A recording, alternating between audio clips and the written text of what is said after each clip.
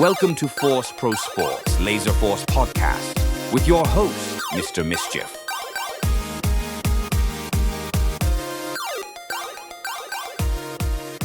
Laserforce players, welcome to Force Pro Sports.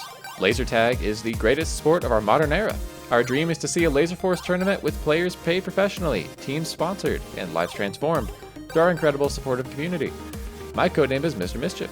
I'm a laser tag sports analyst who aims to make laser tag presentable and exciting for all. Today I'm joined by Twin from Brisbane, Australia, current second place internationals team captain, I think, and supreme leader of the BDRL. Welcome, sir. Thank you for having me on this fine podcast. I've been, I gotta say, your player spotlight was a wonderful first impression, and it only left mystery and excitement for getting to actually talk to you today in person.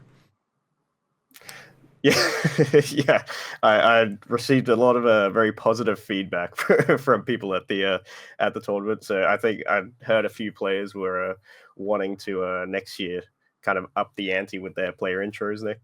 So it'll be interesting to see what they come up with. Yeah, honestly, we don't have any regulations at this moment, and you saved me a bunch of work. So I was like, people were like, how come Twin got like a minute and a half? And I'm like, Twin made his own. I didn't have to do that. Yeah, I looked at it and I was like, oh, well, the idea was to, dropping the character for a minute. It was kind of just to play. We were coming into Nats being like, well, we want to have a bit of fun with it. And so we were kind of messing around with Rusty a little bit. Originally, we were wanting to vote our entire team to be the captain. So the idea was to walk into the meetings or all the captains meetings with the whole team kind of linked arm in arm. And we weren't going to make any decisions unless the group voted unanimously for it. So, but eventually Rusty kind of just went to us and said, no, you're not allowed to. So we ended up voting one of us in democratically. It was a very democratic process. Yes, definitely it was not rigged in my favor. Okay, that's pretty wonderful. Unfortunately, there's always dictators that crush the democracy, right? Like you just can't have it. We can't just be at peace. No. Is this an actual passion of your guys's? Are you a democratic friend group outside of tag, or is this all just a meme? Well, our team, like when we were kind of putting together our team of players for Nats, we kind of founded our group on the idea that, yes, like there's that story that all of us are kind of linked in some way outside of tag. And we thought our biggest strength coming into the tournament would be the fact that we can kind of resolve conflicts or take feedback from each other like very, very quickly. And that kind of, I think it did show throughout the tournament. Like we didn't end the tournament as the same team as we were at the start. But when push comes to shove, our team was founded on the idea that, yes, we can kind of resolve our conflicts very quickly and kind of turn that over into like a change in our gameplay. And there are a few stories of us throughout the week. It wasn't perfect for us by any means the whole time. But yeah, I think that's definitely a thing to highlight about our team is, how kind of interlinked we are, and the fact that, yes, we do trust each other enough to where we can kind of resolve things. Well, that's really cool. It's unique as well for a friend group. You made a believer out of me, and I want to hear the whole story today. So I'm going to take the audience on a journey alongside me as I hear about your team's journey to the almost top. We're not going to do a quick question today. People are not asking them, and maybe it's better to just fade it out if people aren't asking them. So, support on Patreon if that's something you're interested in. All right. Twin. So first of all, are you Basil's twin? No. The background of my name is actually has more to do with Archdruid, whose original username was Quinn. Originally, when he started coming to Laserforce, he kind of brought me in for like just a general fun session, and we were coming up with like our code names. And I was actually originally going to pick the name Quinn, But then in line, we're lining up to do our code name. He just happened to be in front of me. He Mhm. decided to take that name. So when I started actively coming into SM5, I was thinking of a name. I'm like, okay, what's gonna mess with his head the most when we're in game? I thought nothing would work better than to pick something that sounds very similar to his to his name. Of course. So when we get into the game, someone might be in red base getting pushed in, and Quinn's playing 3-8, and they're yelling out, Quinn, come back. But he gets confused, thinking they're calling Twin back. I So see. for the first few months that I was actually going in, it did work. But the name ended up sticking with me, and he ended up changing his name. So kind of a moral win for me. Are you related to Basil at all? No, not at all. All I right. am close friends with him. Like we did, like I've known him since we were something like 3 years old. But no, we're not related by that means. But we do live up the road from each other. So if I badmouth him too much, he might come bursting through my door any minute now. But yeah, we are very close, which is where kind of the betrayal comes in. Yeah, okay. So I made that up completely in my head then, because there was the whole, betrayal by Basil idea, and it hit me when I drafted my fantasy team, and I put you two right next to each other, and I had this weird personal epiphany where I actually thought you two were brothers, straight up. I'm like, oh, that's why he's named Twin. Yeah. I can't be the only one. You two look very similar. Yeah, there is a minor difference, I guess, from afar. But then when you look at us in person, I'm this tiny dude, like center 5'4", and he's a little bit taller than me. But, I guess having not actually met you in person, that aids my disillusionment. Okay. Anyway, never mind. That's just me being a silly goose. But yeah, tell me about like before the tournament with the teams forming. Sounds like there was a hope that Basil would join you, and a betrayal. Yeah, there was a bit of that. So when we were putting our team together, we did come together with this idea of having our kind of friend group competing together, because we all knew we were pretty good players on like individually, but we thought that again, our strength would be the fact that we all know each other personally and we can work well together. Basil was like kind of that one of the key pieces to that group, especially because him and I play stylistically pretty similarly. I won't say I play better than him, although check the I guess I would say check the results, but it didn't go well for us at all.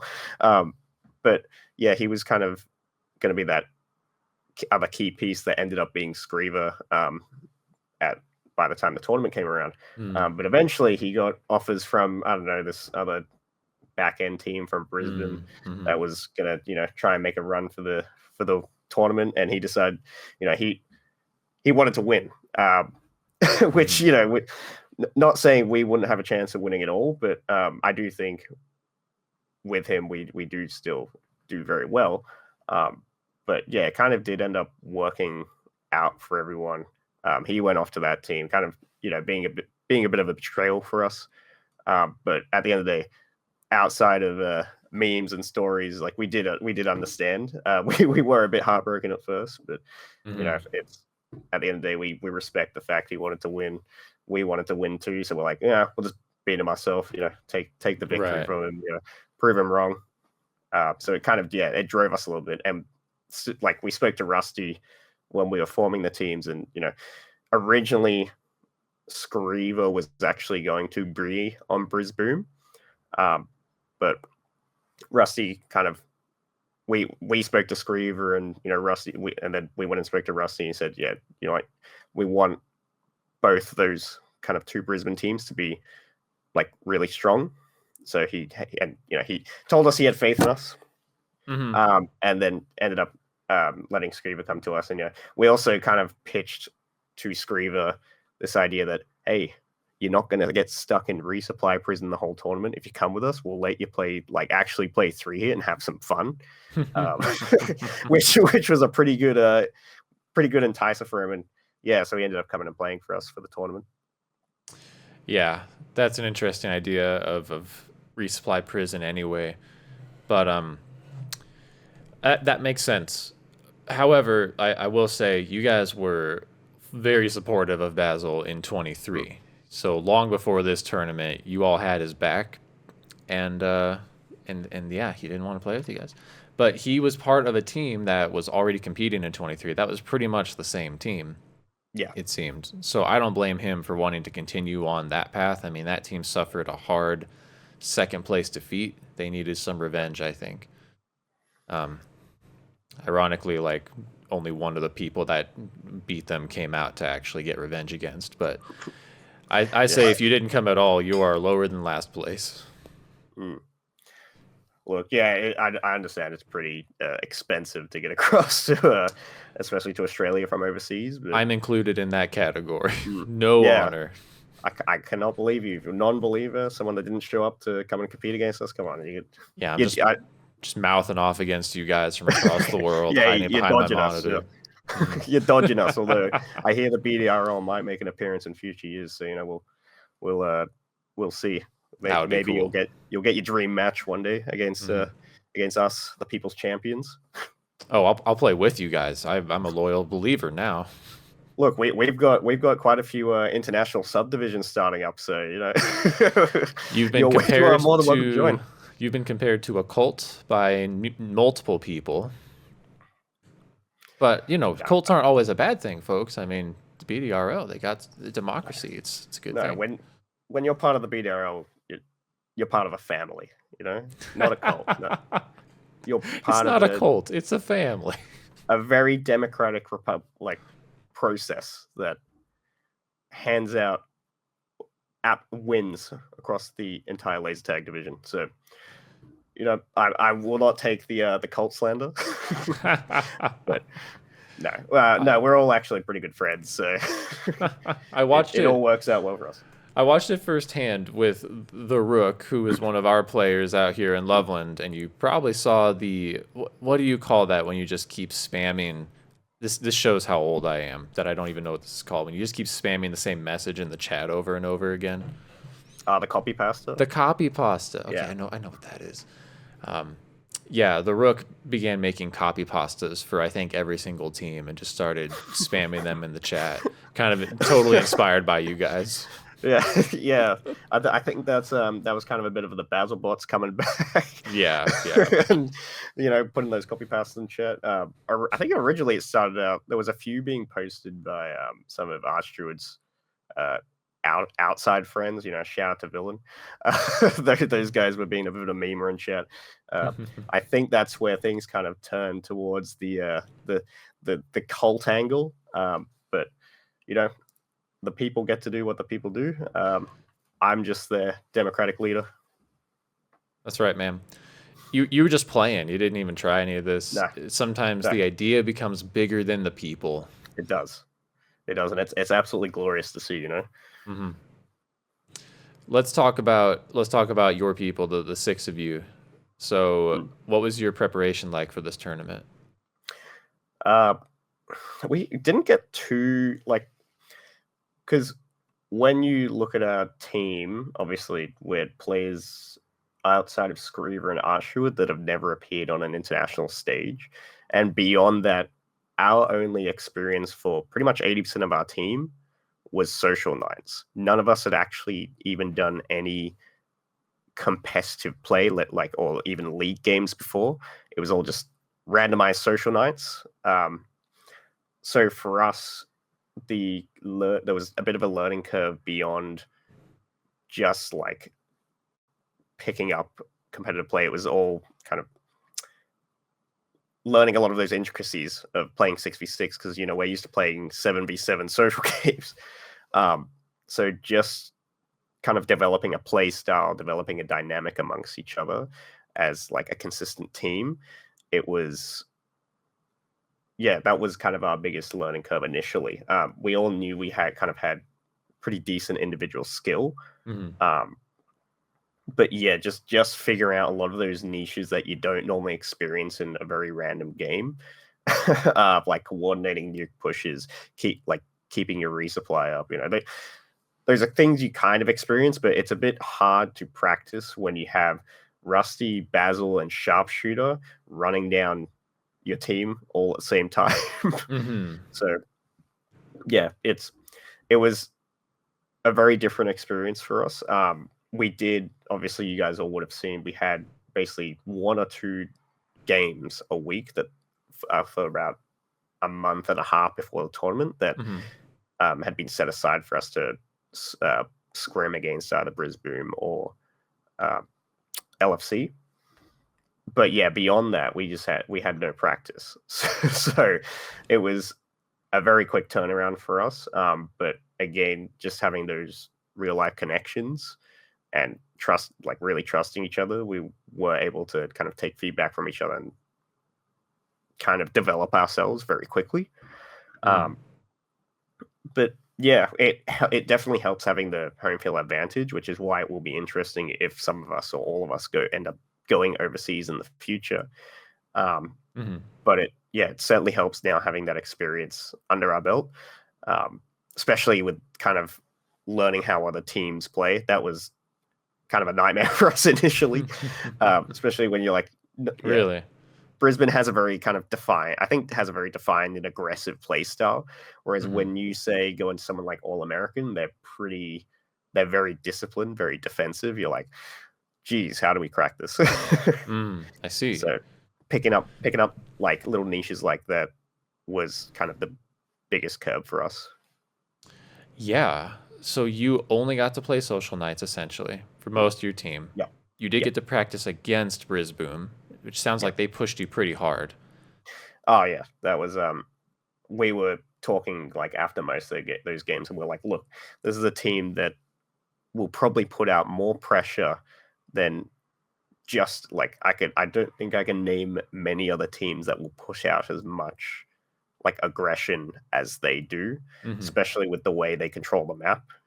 um, so if we can, our game plan initially was kind of like, if we can weather this pressure and just survive a few games, then we can start to like look to develop ourselves further.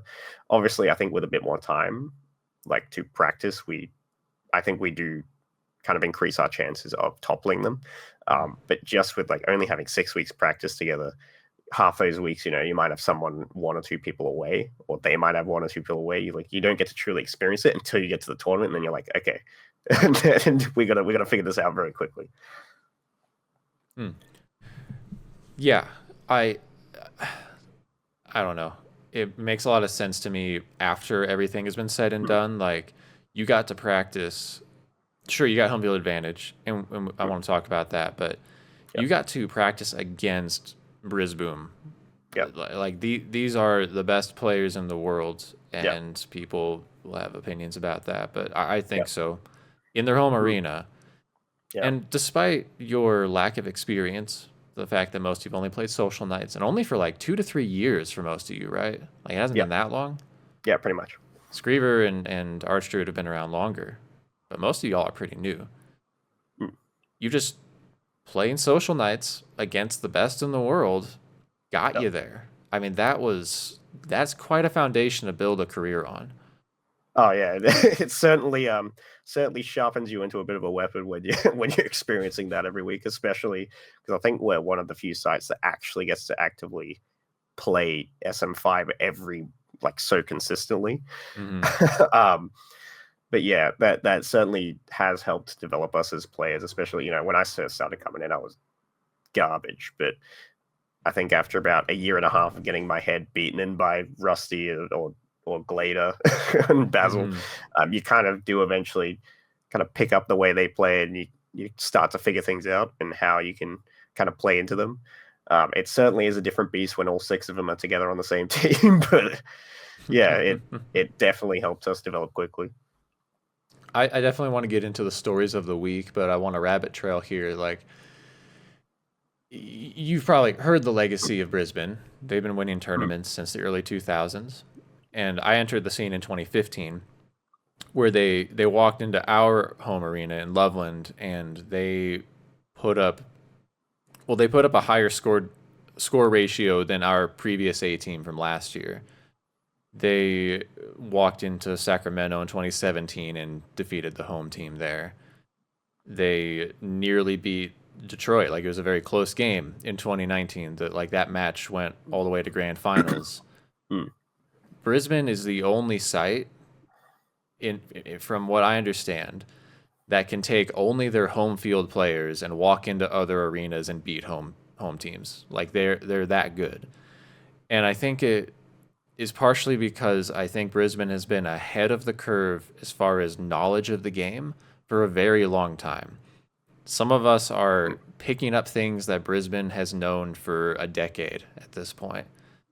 Yeah. And so if your team, if you players, I bet if your players got to come and play 2 to 3 years with Loveland, let's say, I think you would have been pretty good, but I don't think you would have been anywhere near as good as where you are now playing against, Rustic, Taipei, Glader, these guys who have been, who just have that level of experience, knowledge, and skill. It would be like, you're just training at a much harder level from the beginning. Makes you grow that much more, I imagine. Do you have any thoughts on that? Yeah. It's especially when you first start, it is definitely that kind of trial by fire. I haven't really personally got to experience like out of arena play yet. So it'd be tough to say how, our kind of next gen guys will go. But just being able, as I said earlier, just being able to come in every week and consistently train against like such a caliber of players who have been, we always joke around with Rusty and Glader that, some of these guys have been playing longer than we've been alive. It's true. So and there's, as you mentioned, there's a lot of that legacy, a lot of that history. And with that history just comes that intrinsic knowledge that you can't, just talking to those players, you do pick up. So I do agree with you in that sense that, just having access to those players and even just being able to talk to them, it really does help develop those players quickly. I think it, not every person that comes through ends up being like this absolute top caliber player, but there's certainly a much higher chance of developing like, that next generation type and that next generation Rusty, those high caliber players that are going to go to international tournaments and really perform well. I think the next few years will be very, very telling of how Brisbane's going to go into the future. But it certainly does help having those guys. I gotta tell you, man, it would be, I think, it would ruin the morale of every other site in the world if y'all started traveling, and a lot of your older generation stops traveling, like if Rusty stops traveling, but y'all came out and you just kept dominating anyway. Oh my gosh, it would be such a blow to the morale for everybody else who's trying desperately to catch up, as they have been for so long. Look, the BDRL always accepting new members. That's right. Yeah, I'm just like, if you can't beat them, join them, guys. Just quit it. Rusty said in his interview, like when I was asking about the success of Brisbane, he said you guys have had luck with so much talent, so many talented players that come in. Now, I think that's a half truth. I think it's the talent of the players combined with the knowledge and training regiment that you guys go through. Like I said, there are things we're just now catching onto that Brisbane does. I think there are things that we don't even understand Brisbane does that just Brisbane has. So what's it like for a new player coming in? Do players get integrated in Brisbane? Like, is it all trial by fire? Is there any instruction helping people get up to the top, or do you just have to want it bad enough? So I've brought about maybe 15 to 20 people in now, like just, to come in and have a go. And the number one piece of feedback I received from people is, man, some tall redhead guy shouted at me, and I didn't know what I didn't know what I was doing wrong. Yeah, it's a mixture of that trial by fire and just really wanting it bad enough to get better. I think, with any sport, if you don't want it enough, you're not going to go like very far. Like, there's talent, but then there's really wanting it and really developing your skills. But yeah, in in our environment, it is very much just come in, play, get yelled at by about 5 or 6 players that know a lot more than you because they've been playing for about 20 years longer than you've been alive. And then eventually just play until you figure it out. You might walk out of a game and they might tell you what you did wrong in a very passive aggressive conversation. But yeah, it is just really it's a bit of a brute force regiment where you just keep hammering it and get your reps in. Eventually you're going to start like just picking things up out of habit like, especially in our arena, which I hear a lot of people do not like, but I think it really does lend to developing a lot of those key skills that high caliber players in Laserforce or SM5 have. I wasn't gonna ask. So it sounds kind of like, even on social nights, it's a pretty intense atmosphere. Yeah, it's kind of chill, mellowed out a bit, especially like even before Nats. Like, we had a lot of people coming in, but everyone was relatively chill. But yeah, like a few years ago when I started, it was very much. I remember just getting screamed at like the first couple of weeks, and I came in like my second, third week in, and I was being micromanaged by Squizzer. Shout out to that guy. And I'm sure quite a few people know him. And I remember just being sick of people yelling at me. I just screamed back at him across the arena. I just go, Squizzer, shut up. And from that point, a lot of people didn't. I think I gained a bit of respect after that. The new guy just really giving it back to the old heads. But yeah, I've lost my train of thought now. It's very much like just the intense atmosphere is what I was asking about. It's very intense. The Brisbane environment, is quite intense, but it's kind of mellowed out. I think it's chilled out recently. Yeah, as our older guys kind of grow up a bit more, they got their families, that they're all like outside of the game, they're all very chill. But and you have started to see that personality kind of blend into the game a bit more. People are a bit more like, especially because we have a few newish, oldish faces coming back in. It's like, oh, someone might come out, you've done something wrong, or unless it's me, and then Rusty likes to just yell at me. But like last night, sure, don't ask about my comm game last night. But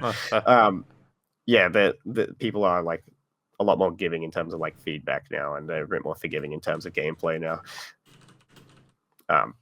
But yeah, all in all, it's a pretty good time to jump in Brisbane and for people to learn.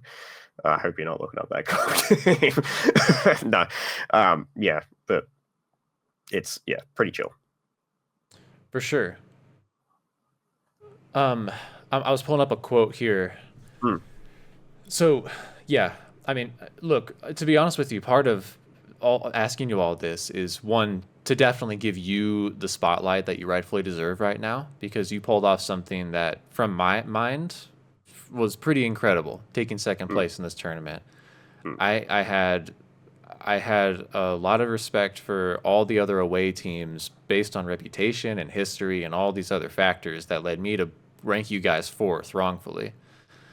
And so partially to give you that, but the other reason I'm asking is so that we can, like, as a community, just understand a little bit how you got there. What is the recipe for your success? And you know, I'm a I love psychology. I love sports psychology. I think SM5, a big motive for me getting other people into it is kind of that moment for you, Twin, when you Mm. stood up for yourself and shouted back, "Shut up." I think SM5 and other laser tag modes, but especially SM5, forces you to deal with your flaws. It puts you in a really tough, high pressure situation. You have to work with people you don't like to work with. You have to overcome your ego. You have to overcome losses and your own failures. And it's such a catalyst for personal growth. And right there, like that was you marching into the den of the best and telling them, like, hey, stop yelling at me. And then you Yeah. just kept pushing to become better and better until, I mean, yeah, you got yelled at last night, but look at you now. I mean, you're used to it Yeah. and Oh, you can yeah. I handle like. it.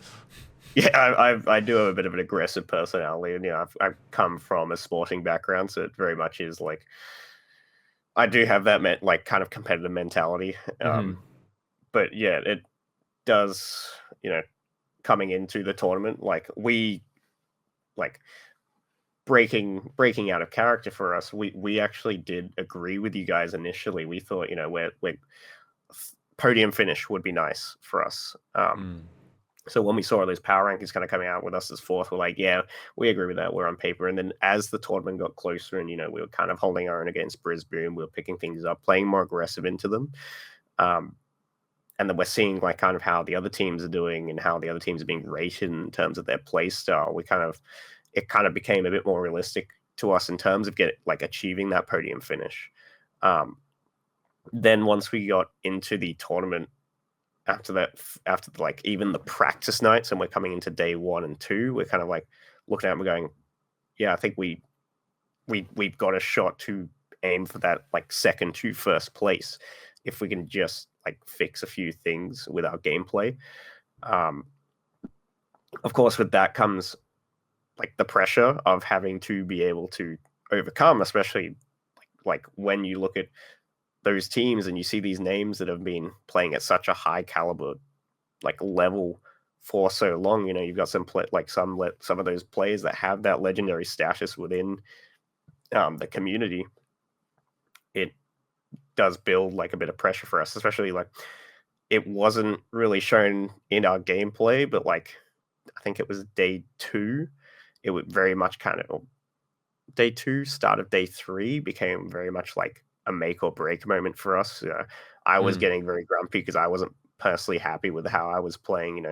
We were kind of clashing a little bit in terms of stylistically how we were wanting to play. Prawn Boy and I were like arguing with each other for a bit there. But it all comes back to like that just being able to trust each other as friends. We might be feeling the pressure get to us, or like, we might not be happy with ourselves personally, but eventually like we have what's called an express recovery process, where we kind of yell at each other for like 5-10 minutes and then we hug it out and we're good. Which I don't think many people can kind of say they can do that, but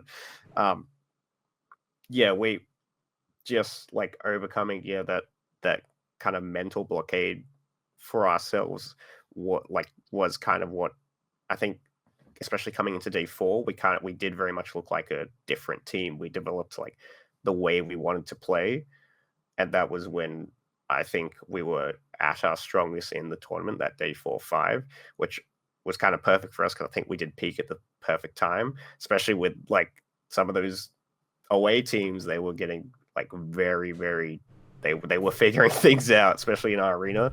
Like a lot of them were talking about how much they hit our arena, but man, they were figuring things out fast, and they were really starting to give it to us. But by that point, I think we had already figured out how we wanted to play. We'd kind of overcome those mental blockades, and and with ourselves and each other, and that we kind of like just ran away with it after that. Well, I don't think you guys lost a game except for okay, to Brisbane. You've lost to Brisbane all your games, but there were 2 losses and both of them were on a penalty. Yeah, So so minus those penalties, you yeah, actually didn't lose a game to anybody. yeah, Would but you walk through those games against the mm, US teams?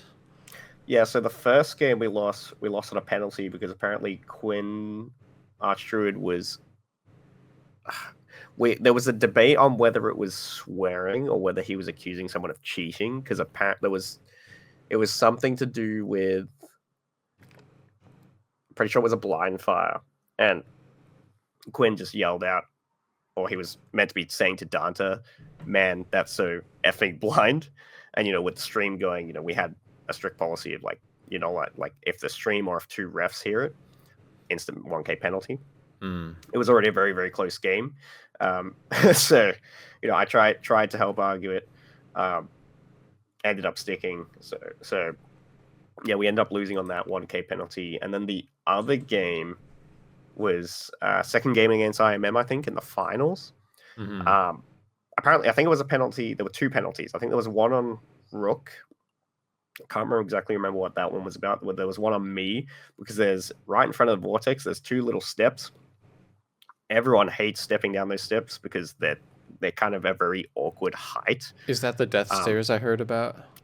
Yeah, yeah. Okay, The death stairs, they're kind of a very awkward height. So, but there's 2 steps, but they're short enough to where you can kind of step down it. Mm-hmm. I think I got penalized coming down it, but I didn't realize I had a penalty till like 20 minutes after the game, and I'm like, oh, crap. But I mean, after our performance in the first game, we kind of looked at it, we're like, okay, whatever, like just let the penalties stick.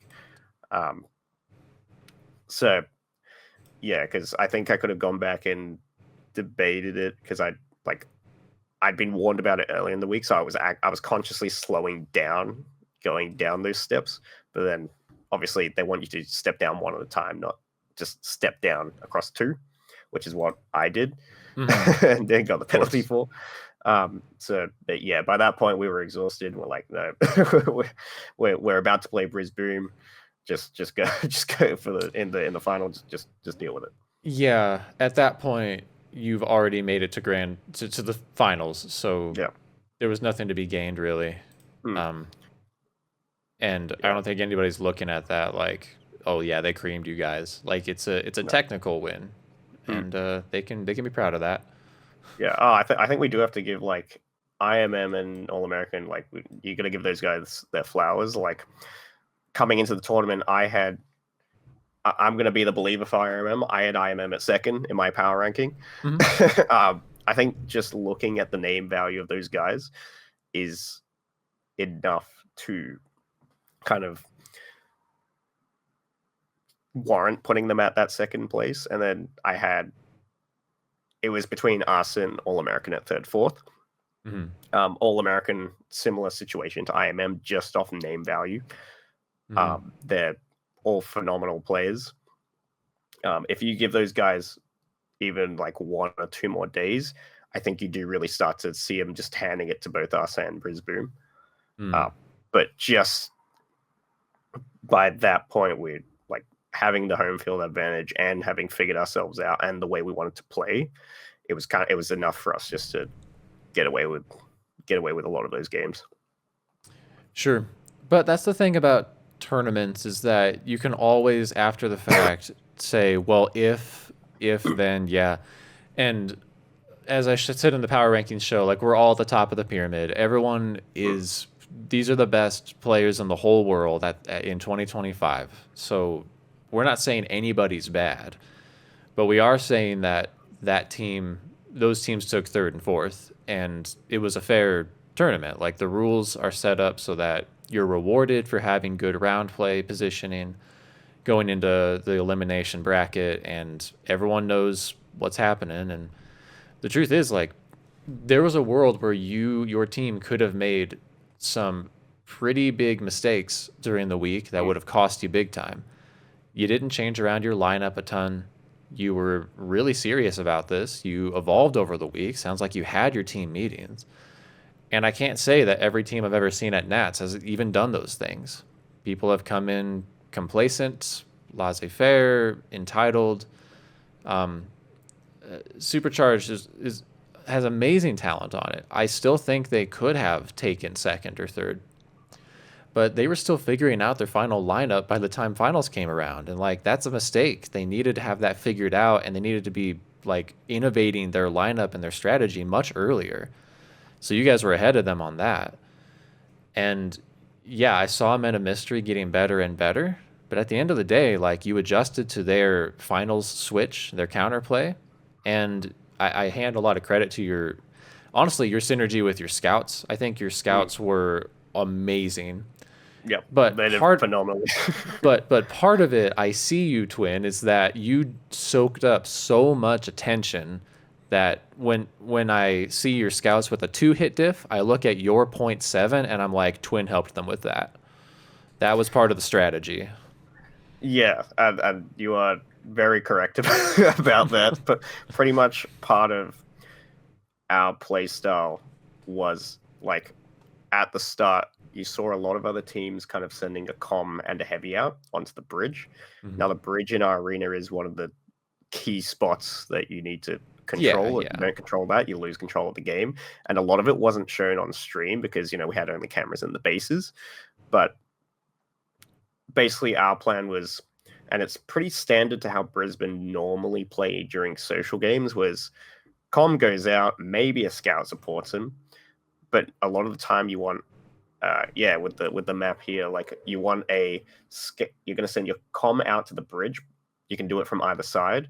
Your heavy's going to go back into one of the bases, either back tower or new tower, and they're going to get here. full, while your comm is just going to war and hoping to survive.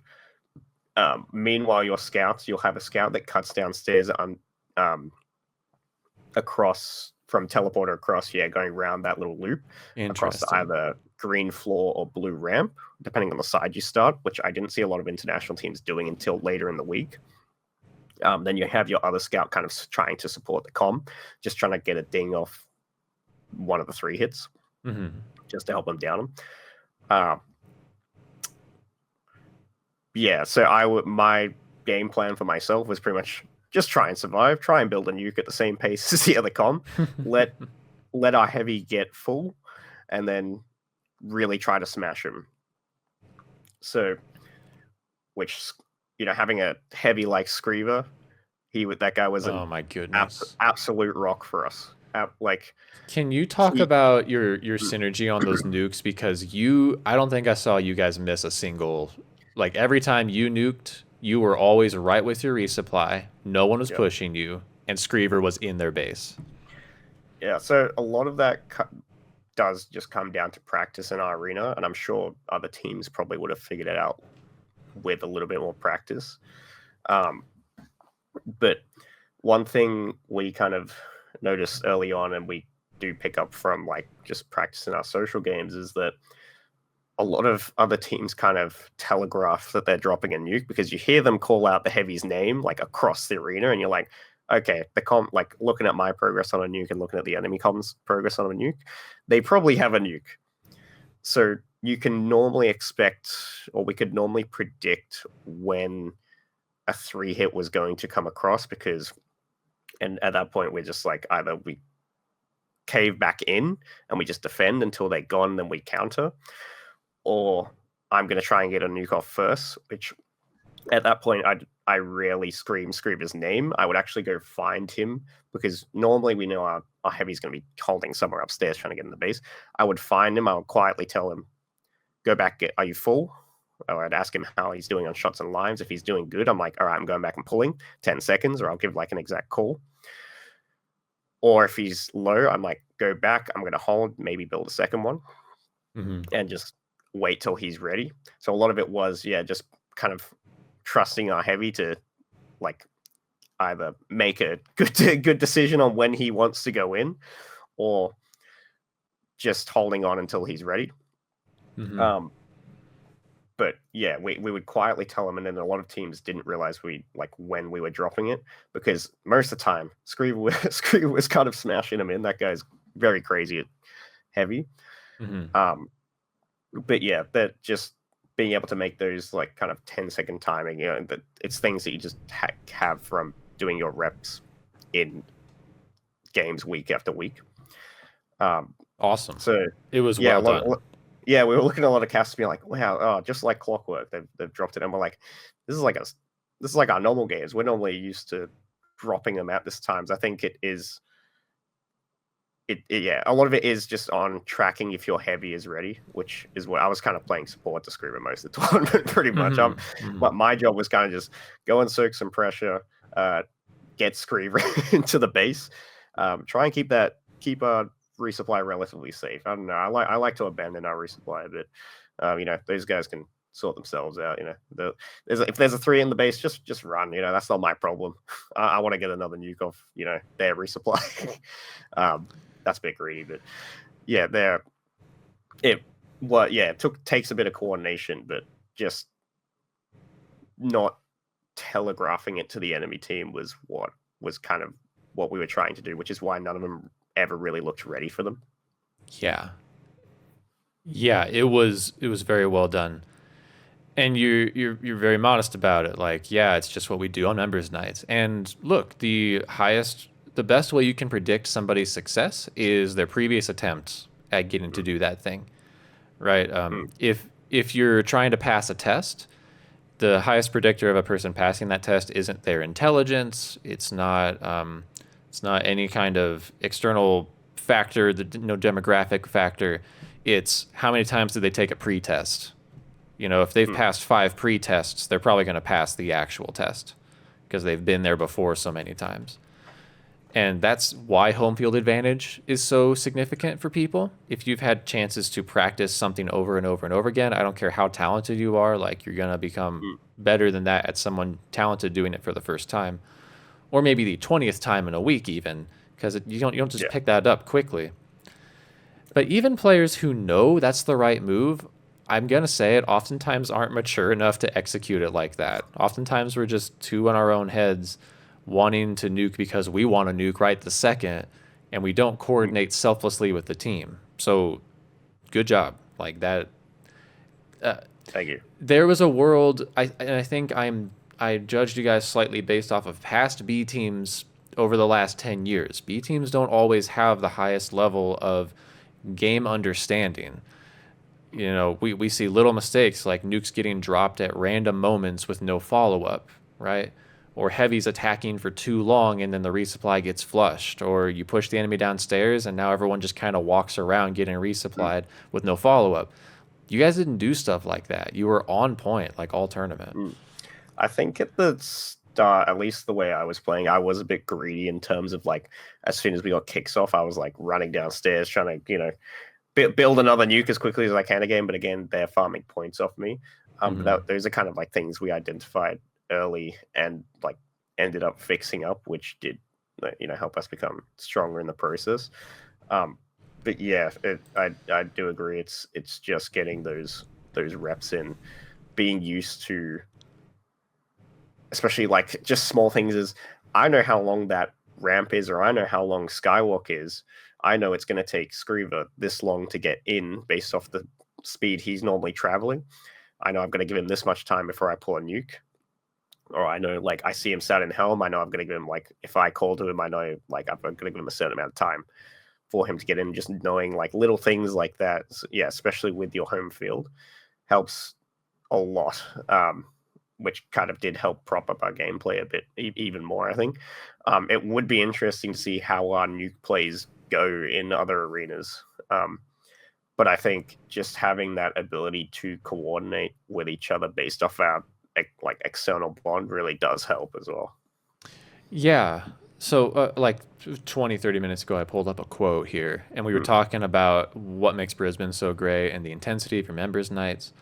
And, that's part of it even right there, that when you were playing selfishly at the beginning of the week, you as a team talked about it. You had the willingness to call out something that a teammate was doing wrong, and the teammate had a willingness to change what they were doing. And honestly, that is so much more rare than I wish for teams, because I've seen that very few, at least for people who are able to take a lot of that. Maybe some people can take a little feedback, but then they get overwhelmed and butthurt. And are you familiar with Michael Jordan, Oh basketball yeah, yeah. I player? Yeah, watch a lot of basketball. So I don't know if he's a worldwide name or just an American name, Mm, but he has a quote. Uh, I got I got only doing it because it is who I am. That's how I play the game. That's my mentality. If you don't want to play that way, don't play that. And that's from his documentary The Last Dance. He talks about how he was just on his teammates. Any little mistake, he would be on mm, them. He would yell, he would criticize, he would demand perfection. And if you didn't want to play that way, then don't play with Michael Jordan. He would let mm, you walk, you know? mm, But that's the cost of winning. It's not just being good. It's not just your natural talent. Like applying that natural talent and becoming something bigger than yourself. Like there were a lot of sacrifices you guys had to make to be this mm. good this week, wouldn't you say? Could you share some of those sacrifices? Yeah. It's tough because I do kind of. I agree with that kind of mindset, but I think a lot of, especially when you look at like traditional sports now, you're Mm. seeing a lot of that shift away from having that because you're getting a lot of players that have that much support now and that much development. You're kind of shifting away from having those really high caliber players just carrying things, have like just having people play along with how they want to play, and you're Mm-hmm. kind of seeing a shift. Um, I watch a lot of things like esports. I do watch a lot of basketball as well, but you're seeing a lot of shift in those kind of sports towards more of that team oriented play, just being on the same page, having a Yes. defined style, Mm-hmm. and winning with that style. And I think that like I keep mentioning like just having that synergy amongst each other, but like that really was what helped us as a team really pull things together because when you looking at someone like Brisbane, like you got Rusty, you got Typhoon, you got Andrew, you got Basil, you got all of them, Mm-hmm. very high caliber players. Synergistically though, I think we were better than them in that regard. Mm. So like there's a lot of stories in terms of our games and our practice games and our actual competition games with them, where we had a game where we did what's called like the Xiaohong Shu tech, which is the just try and run into their base up a back ramp, which and didn't end up working out for us in the end. But for a moment, they were shattered. Like sharpshooter came up to me afterwards and spoke to me. He's like, "Yeah, it was the most fun I had a week at that point because like we were all over the place. Huh. We were actually like doing something a bit different. We were like, and you were forcing us to play a little bit different. So in that moment, we kind of looked at that and we're like, yes, they're all very very high caliber players, but they're also very greedy players. They're also very like that. You saw them all stealing meta kits, and Basil was going off because they're all stealing meta kits from each other all week when he wanted to try and get meta killer and things like that. But our team was all on the same page, kind of be like, yes, we're going to execute this plan, whatever it be, the way we want to. There's no like you spoke about sacrifices. There will be those sacrifices in terms of maybe not. So maybe someone doesn't always want to play that way, Right. but Yes. we all agreed. We're like, okay, if most of the group, like even myself as team captain, if there's a way the team wants to play and I don't like it, if most of the team's voting that way, I will play that way because that's what they want to do. That's what the team like, how we want to play, and that's where our strength is. We all agreed that's what helps us pick up those wins, especially as an inexperienced team. It's like just being on the same page is what will help us really push those higher caliber players and really like kind of bring them down to size. Strength in numbers essentially. So just being on the same page in that regard really kind of, I think, dismissed that myth of like just making everyone play around your style doesn't mean Mm-hmm. you're always going to be successful. I think it's as we are with a democratic republic, where we all kind of have a meeting and we're all agreeing, okay, we're going to play this way as the people intended, and if you don't like it, that's all right. We can talk about it after. Maybe we'll shift it. We'll have a try at another style another time. but at the end of the day, if the team wants to play a certain way, we're more than willing to sacrifice our play style to play that way. 100%. That is so well said. There is a cost to synergizing. It is a death. It is a death to your own motives. Yeah. Seriously. Yeah, and how many players in this tournament came in with a motive that they weren't willing to compromise for the good of the team? I think more than are willing to admit.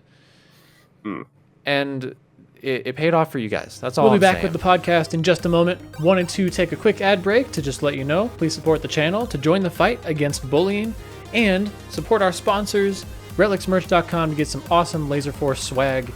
And with that, we'll be right back to the podcast. Thank you for listening. It is. You're right. It depends on the depends on the competition. Listen, sometimes, look, power does trump synergy. I think if you just got a player or a few players that are too powerful for anyone to deal with, then that team's gonna win. I agree, but I also think that we're having less and less of those situations where we've got like, okay, these teams are all power-wise pretty close. Now it depends on synergy. Who can combine their power to become more than the sum of their parts?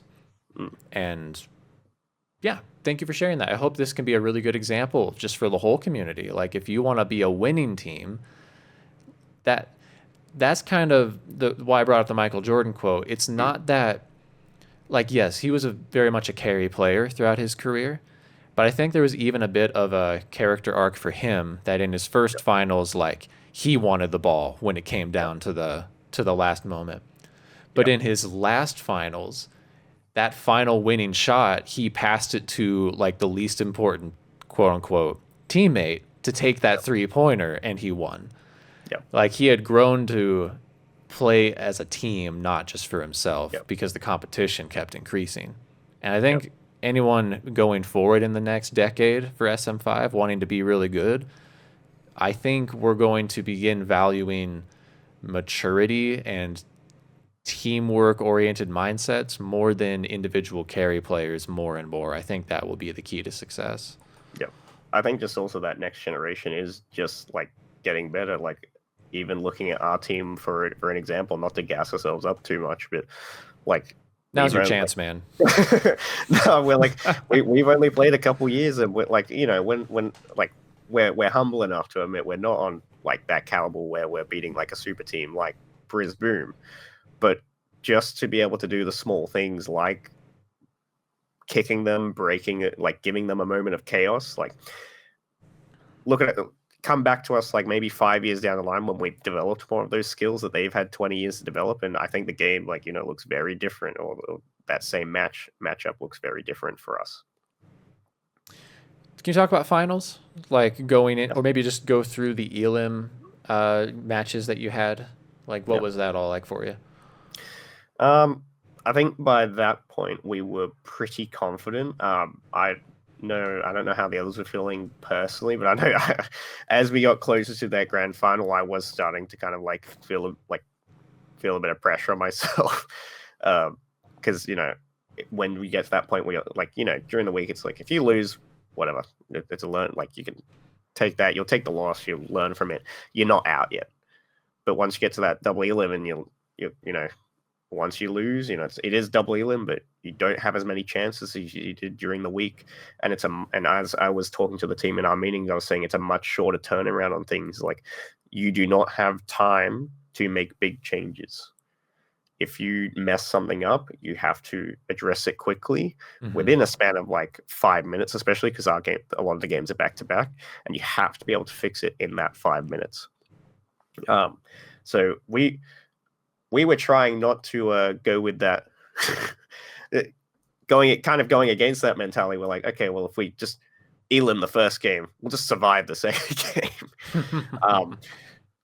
But yeah, especially because a lot of those teams were like really pushing us at that point. We're like, okay, we are on the same page, but yeah, there's no room for those big changes. So starting off with the first few rounds, it was just look at the bracket. I'm pretty sure it was curveballs.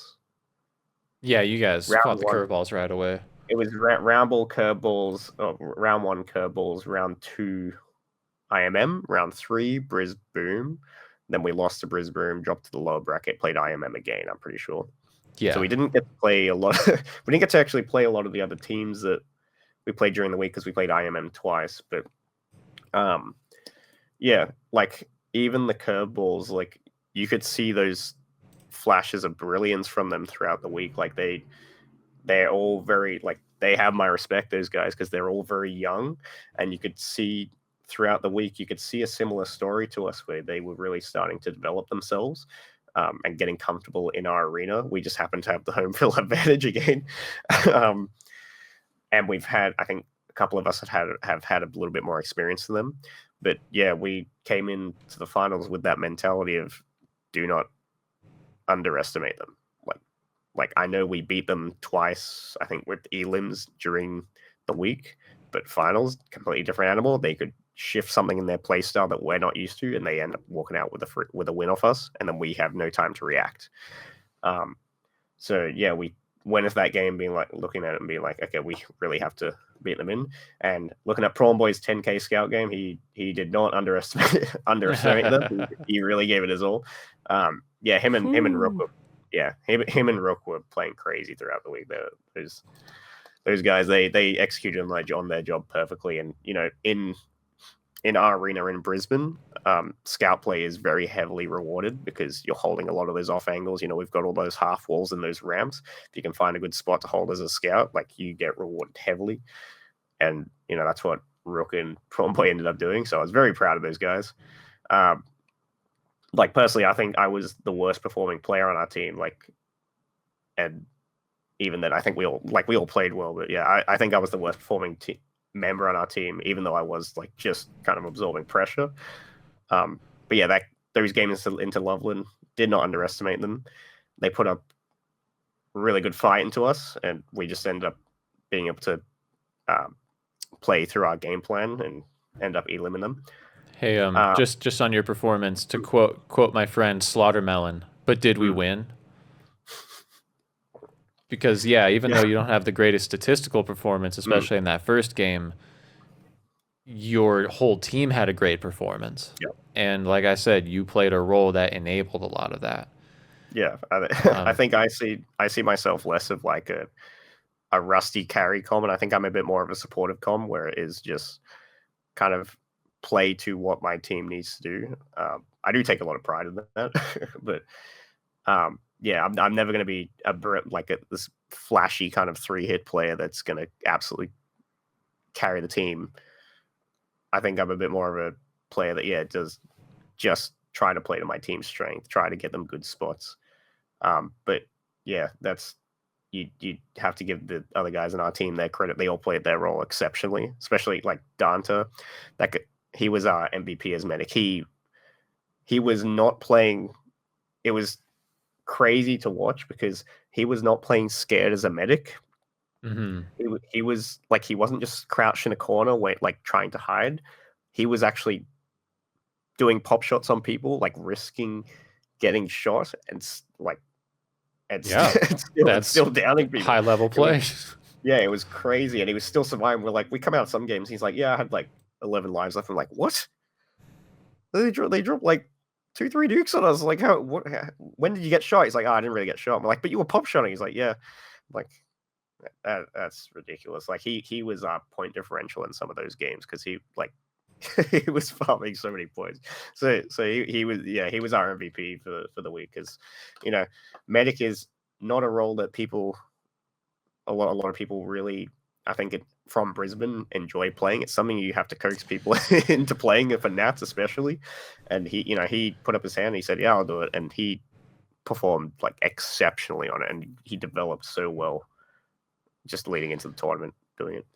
I get it. I mean, to be honest, I'm not crazy about the idea of playing a tournament on medic, but there are people who do like it, and I think they often are they're overlooked for their skill.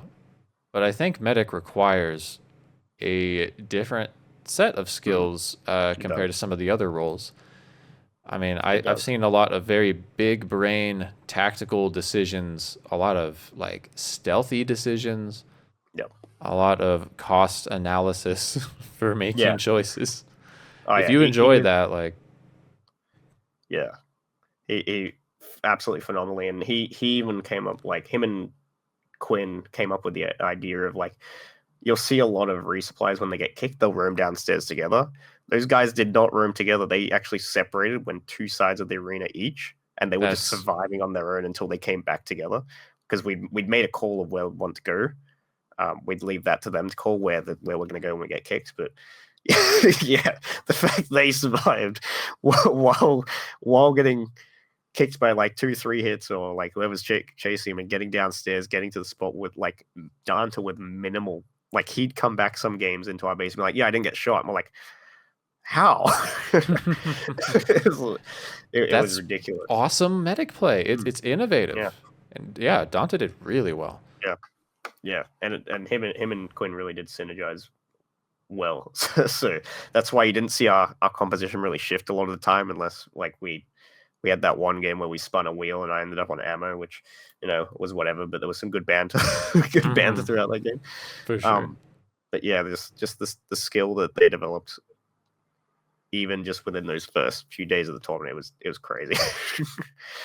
I couldn't believe it, seeing some of those games. But yeah, just like them being able to play that way, or even Danta being able to survive, really did help us develop our play style, which was just medic diff them, like not medic diff as in the medic player, but like just like kill out their medic while our medic's still got like 10 lives or something. Just win off that pure difference of lives by playing aggressive. You know, I'll go out, absorb pressure, get Screaver out, and then I'll go back. I'm not going to get all the way full. I'll get mostly full, and then we're just going to try and smash them in. Like the signature kind of Brisbane aggression, but with a little bit more of that synergistic play to it. Yeah, just Danta being able to survive like that really helped us lend that play style, because if people figured out how to punish him, like we would fall apart. We'd have to go back to the drawing board and figure something out. But yeah, he was so good at surviving, we didn't have to. so yeah, that's why he was our team MVP. But him and Screaver, absolute rocks for us. They let us do whatever we wanted, just being like by playing the way they did. But yeah, back to the bracket of finals. We did come in with that mindset of, do not underestimate anyone. Just keep playing how we've been playing until something comes along where it does punish us, and then we need to see a shift. And that's where we're like coming in with that mindset of just eel in the first game. Try and eel in the first game. Give yourself a 10k lead, because by that point we understood the point differential game, which is what we weren't used to as well, coming from social games where you're playing one game, it's just win or lose. Having those two games and having a little bit more of that tactical play in terms of managing your points, because we, like, even in those games where we didn't eel in, we weren't that far ahead. A lot of our wins was just purely off of like elims. Yeah. You had significantly more than any other traveling team. Yeah, so we understood that, and we ran with that as our play style, pretty much. But yeah, you'll see. Marcus just checking out Diablo these. throughout the week. Yep, El Diablo had a good hit diff here. And, always managed to scrape. Always managed to scrape away from us. Yeah, he's a stealthy dude. But yeah, you guys see here, like, I mean, it's pretty even on the hit diffs overall, but you kept Danta alive, and these are well fought games. You stayed ahead, like you didn't get complacent and let teams pass you. You stayed ahead all week. And what about finals? Finals. We kind of, like, by that point we were kind of, one, exhausted. Sure. And two, we'd already achieved like the point. Like by that point, we were everyone was a bit emotional because we'd achieved that point that we'd been aiming for, decided to aim for from the tournament start. But we knew playing our standard, like the way we played, wasn't going to net us the win. Or net us a win into them. So we knew we had to do something different. So that was where we kind of went and invented kind of just thought of a few different things we could kind of do to throw into them. The previous game or series into IMM, we realized like the IR on the system was a bit shonky. There was a lot of weird reflex going off in our arena throughout the week. I don't know what was going on with it, but it was a bit shonky. I was like hitting people hiding in like this little nook at the back of Vortex from the front of it, which is you should not be able to hit. But we realized like people were very easily getting reflex off the roof into the red base, into New Tower. And Dante was losing quite a few lives off that. So we basically went into one of our games. I think it was the second game to IMM. We were like, we're not going to go to our base. We're just going to go take theirs. So we actually ended up like just the whole team running across and kicking their resupply straight away. And we're like, all right, it's ours now. All right, they can worry about the reflect on the roof on the other end. We're going to hold this. We kind of went into the Brisbane series with a bit of a similar idea, but we knew just playing standard Laserforce, we know we're going to get like the way they basically play is they take 3 spots on the map that are key. They take the bridge with their 3-hits. They take the helm, which is like this point we can look out across the arena. And if they're, depending on the side they're on, either they take back a blue tower if they're on blue side, or if they're starting red side, they'll take green tower. And once they take that last spot, it just all caves in on you. So we knew they were going to do something they were doing that every game. That's how they were smashing people. So we knew, okay, we can't let them just do this. We need to do something different. Originally, we thought we were going to hole up downstairs, but then we thought, well, Taipan's the inventor of the wall, the Great Wall of Taipan. He's just going to shoot us down. So we can't go and hold that. So Screever came up with this idea of running from, so say we're blue side. Basically, I was going to run up green ramp by myself. And basically, Thomas and I were going to try and hold off the entirety of Brisbane by ourselves, while the rest of the team is downstairs, in the blue starting zone. Which there was a rule in the airlock and the teleporter. So airlock's where that number 5 is at the bottom, and the teleporter is the other side. You're not allowed to actually cross them until the first 10 seconds of the game is gone, and that's just to stop people from base rushing from the back at the start, because it's pretty easy to get in if you're fast enough. Sure, you can get there before the other team can. So there's a rule like no 10 second, like first 10 seconds you can't run in. Basically, our whole team went and hid in the airlock for the first 10 seconds. And then we were going to run across red floor, run up blue ramp, and try and take their base. Cool. Now, while Thomas and I was going to sit somewhere on the bridge, try and drag Basil, Rusty, or Taipan Rusty, whichever combo they were running back towards us, or try and kind of feign them back towards back tower, while Thomas holds green tower, and we just sit there and hold them. Hopefully they're distracted enough to where our team can just get across, run upstairs, and just take their base, and then now they're kind of dissettled a bit. That lets Screever get full, and then we can start playing to our actual game plan. Pretty sure, sadly, JFK, I think, ended up going for a cut and spotting them on the cut, or it was either JFK or Basil, one of them, which ended up spotting us out and giving us away. And Taipan Scout was snooping out some BS. I see. Yeah, Taipan, and we knew one of them was going to cut. We just didn't know which side, so we were going to send someone to cut. We opted not to, or unless Prom Boy did. But yeah, we ended up being spotted out. Taipan, knowing how that strategy works, is able to just turn around, like really punish it. These are some of the best. Like, these are pretty much the best players in the world currently. So, like, you're not going to be able to slip one past them very easily. You have to be very, very careful in how you play, and ended up biting us in the butt because they were able to punish it. And then by that point, we're kind of like scattered. And part of our team's weakness was once we were scattered, it took us a while to get back together, unless we had a pre-made strategy in mind. So, because individually, I don't think we're quite on the same levels as we are synergistically. So once they figured that out, they kind of just broke us. So that game ended up going down the toilet, and then the last game we come into it, we're like, okay, let's just play it like it's a social night. good old classic Brisbane gameplay. We know, like, we've done it in the practice games and had a few survival, like either near survivals or we've had a survival before. We know if we play well enough, and it is, if you watch back on the stream, it's like very, very, very fast in terms of people get exhausted quickly playing that way. But we know if we can hold them off, we can at least go for a survival. Maybe Scroover or someone's able to just make a pick that lets us really punish. But we knew individually we're outclassed. But we've got that synergy.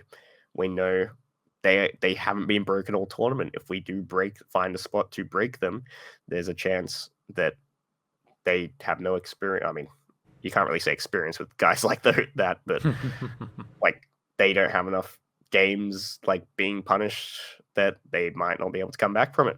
So, it did end up being a stomp that last game, sadly. Quinn on like one life basically boosted, like gave me shot like boosts or gave me a shot boost, and I was already full on lives and like ended up being shot by Basil, and he's like, all right, good luck, sir. Saluted me and walked out of the arena. And that was when I think that was when I ended up in that case where I had like 25 lives, 5 shots, and I'm like just doing laps through the arena. I'm like, I'm gonna make them work for this. I'm gonna make them work for the winner if they want to take it home. So I ended up going for a few laps of the arena, but nothing I'm not used to from Monday nights already. I was trying to get legendary. Basil as a bit of a salute. I was trying to get Basil the final kill, but Glader was a bit greedy and took it from him. So, but yeah, it didn't end up working out either. But as I said earlier, I think we were all very proud of ourselves. I know I broke down in tears after the last game, because I walked up to Rusty and he came up to me, he gave me a hug, and he said, you guys played so well, and to us that was all we wanted. We just, our whole purpose, especially coming towards the tournament and coming into it, was we just wanted to prove ourselves as players, because in Brisbane, you do have, as we spoke about earlier, you've got a bit of that hostile environment. You do get shit talked a lot. People aren't as open to acknowledging you, but that's all we as players wanted. We just wanted to be we wanted to prove that we are at least decent players of the game. And when Rusty said, he's like, you did good, Twin. You did so well. You guys really smashed it. I broke down in tears. I was like, all the pressure lifted off. I was like, it felt very good for us to be able to accomplish what we wanted to. And in my player interview, I promised minimum second place and Rusty in a retirement home, and I don't know if he's going to America next year, so it's technically mission accomplished. It's technically retirement home for him now. So retirements are very temporary in the Laserforce community. We call him the LeBron James of Laserforce, because people are probably saying he won't be playing in 5 years, and you get 5 years later he's still going. So it's I think it's very possible. Well, congrats on getting Dad's approval. Yeah, so certainly feels good. Got a hug from Basil as well. So got his approval, and good for him. Yeah. Won't be the Basil bots anytime soon, but we've kind of branched off. We got our own thing going. I think our branding's so good, we're gonna have to brand all the Australian teams as BDRL, but it's about the message at the end of the day, and I think we had the better message than Brisbane. I mean, I think you've unironically provided a message to the community that working together and having shared decisions as a team will get you farther than playing for yourself. Yeah, we were even joking around with the other Brisbane players, Brisbane's not being talked about because you guys are boring. But when we heard people talking about our synergy, we were like, we're pretty proud of ourselves. This is what we wanted to do. I need to start landing the plane here. Unfortunately, I'm running out of time. No, before I gotta go see some people, but can we wrap up by share about the future for you and some of the players in Brisbane? What are y'all thinking right now? We've proven ourselves on home soil. I think the only next logical step is to now expand out into those like away arenas and, you know, kind of continue Brisbane's legacy of like proving that we are high caliber players, beating some of the best in the world in away arenas. So I think you'll definitely at least see a few BDRL players in upcoming Nats. Like obviously we still have to wait for confirmation for a lot of future details, but I'm certainly going to try and get out there and get my reps in those other arenas. So, and you know, the BDRL, you're always welcome to join.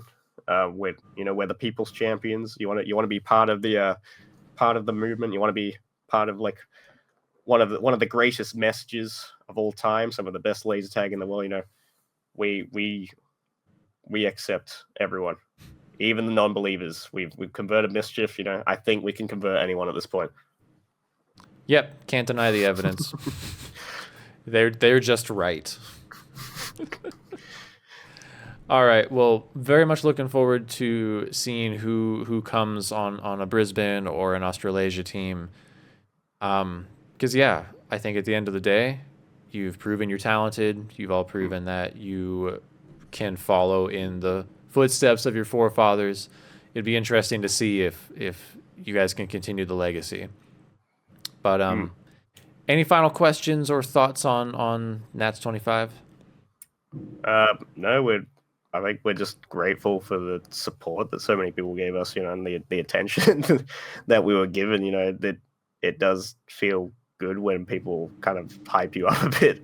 You know, initially, like we came in with a big chip on our shoulder, but just like even the support from each other and like the people around us, like kind of like really acknowledging us, like it's no meme or joke. Like we did just want to prove ourselves as competent players, and I think like we managed to prove ourselves as some of those top caliber players in the world. So yeah, each and every one of us as part of our team, we're all grateful to you and we're all grateful to each other. I'm very proud of the boys for all that they accomplished during the week. But yeah, we hope to see a few more characters join our already interesting roster and see how we go in the future. But yeah, I look forward to seeing, because I hear there's a few other very, very good players overseas that didn't manage to come, but we hope to be able to play them sometime in the future. And you know, thank you to everyone from the Laserforce International community for like kind of embracing our quirkiness. So yeah, thanks for all of it. Well said, Twin. Anything that I can plug for you here? No, like we did have sponsors during the event. I know part of like what you've been wanting to push for teams to have sponsorships. We actually did manage to get a few sponsors to actually support us financially, recouping a bit of those expenses. So we had deploy mats. They're all. I'm also a Warhammer player, or a big Warhammer fan, so a lot of it's Warhammer stuff. We got deploy mats, Oz Dice. Those guys, big supporters of us.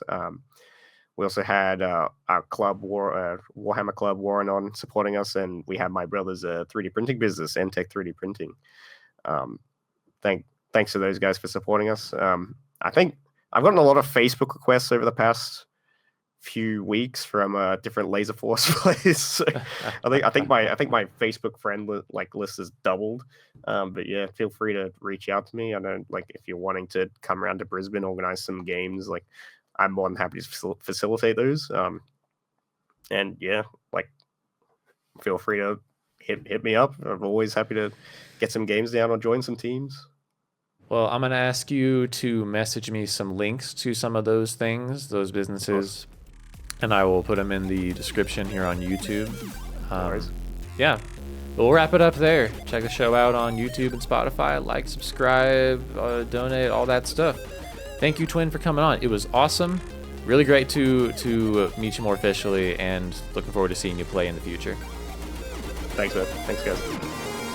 Thank you for listening to Force Pro Sports. Subscribe to the channel and get cool perks by supporting our Patreon. Play Laserforce and become part of this era's next great sport.